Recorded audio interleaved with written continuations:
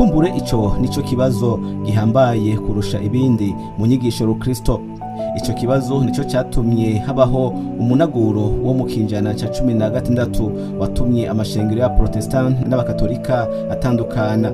Ico kibazo nico gitandukanya amashengero y'abakristo yubakiye kuri Bibiliya hamwe n'imigwi yigisha inyigisho z'ibinyoma yita abakristo. Mbega agakiza kazanwa no kwizera kwonyene gusa canke hongerwako n'ibikorwa? Mbega nakijijwe no kwizera Yesu gusa canke nigerezwa kwizera Yesu hanyuma nkongerako n'ibindi bintu?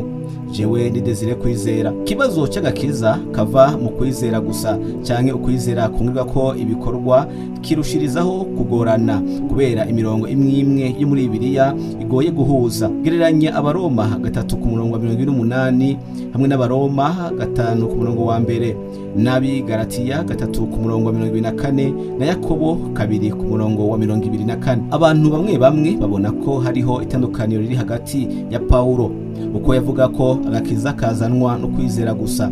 Yakubona wati agakiza kazanwa no kwizera hongewe ko ibikorwa. Paulo yigisha ko ugutsindanishirizwa kuzanwa no kwizera gusa.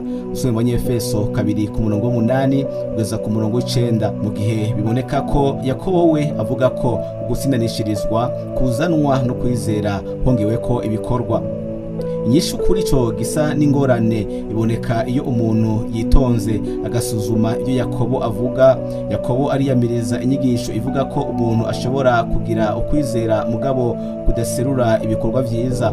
Yakobo 2:17 kugeza ku 18. Yakobo ashimikira ukwizera kukuri muri Kristo gutegerezwa kuvyara ubugingo buhindutse kandi burangwa n'ibikorwa vyiza.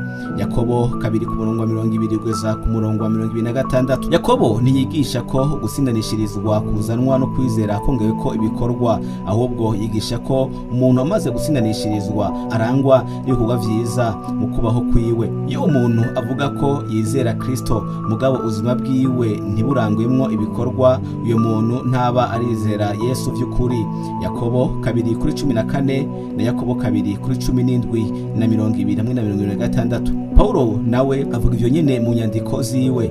Ivyamwa vyiza abakristo bakwiye kwama mu bugingo bwabo biranditswe mu Bigalatiya 5:22 kugeza ku 23. Paulo akimara kutubwira ko twakijijwe ukwizera atari kubw'ibikorwa vyiza, Efeso 2:8 kugeza ku 9 aca tumenyesha ko twaremwe kugira ngo dukore ibikorwa vyiza, Efeso 2:10. Kubw'ivyo rero Paulo yitega ko umuntu yakiriye agakiza ubugingo bwiwe buhinduka nk'uko Yakobo nawe abivuga.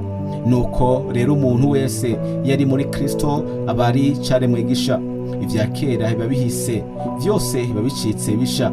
Abikorinto 2:5-17. Yakobo na Paulo ntibawushana ku nyigisho y'agakiza, nuko gusa umwe wese atanga inyishu yiwe ku kibazo kimwe.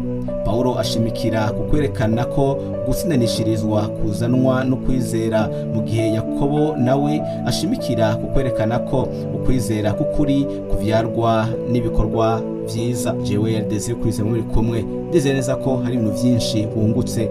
Nimba hari byo wungutse urashaka kugira j'aime na partage, hanyuma ugaca usangiza n'abandi.